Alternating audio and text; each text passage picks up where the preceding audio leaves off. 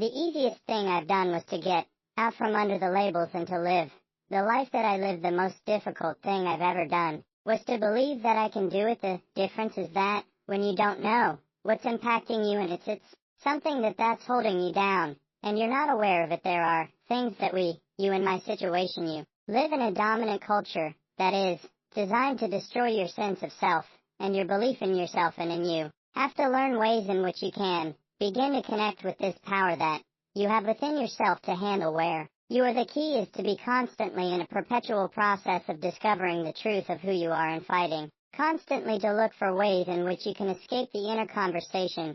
Between ages 0 and 5 we determine what's available to us and what's not available to us, and so that was a defining moment. I knew there were certain things I could not do, certain places I could not go. They used to have signs on Miami Beach that said Jews, dogs, and colorids not allowed. And so now you have to operate within the constraints of the dominant society and the things that they have created for you. And it's a challenge to see yourself beyond that and to work to get outside of that even after those laws of change, because that has become so much a part of you.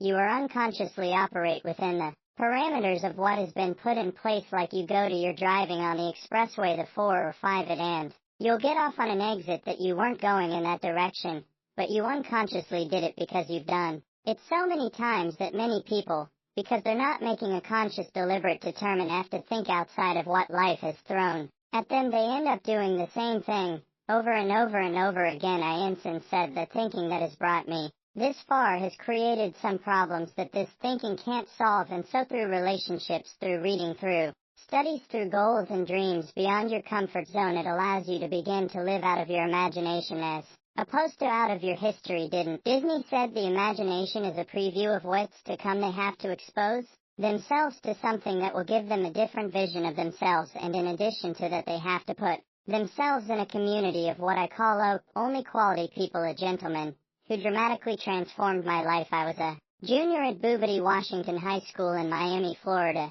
and I went in his class looking for another friend, and then he said, go to board and work this problem out for me. I said, sir, I can't do that. He said, why not? I said, I'm not going to be students. He said, do it anyhow. And then the other kids started laughing, saying, he's Leslie, he's DT. And he said, what's DT? He's his brother Smart, but he's the dumb twin. And I said, I am, sir. And he came from behind his desk, and he pointed at me, said, don't you ever say that again. Someone's opinion of you does not have to become your reality. And he taught me 3 things. He said it, if you want to become successful in life, young man. He said, number 1, you got to change your mindset. He said, you don't get in life what you want you to get in life. What you are. Number 2, practice only quality people you earn within $2,000 to $3,000 of your closest friends. I found that out. I left all by broke free, as I say.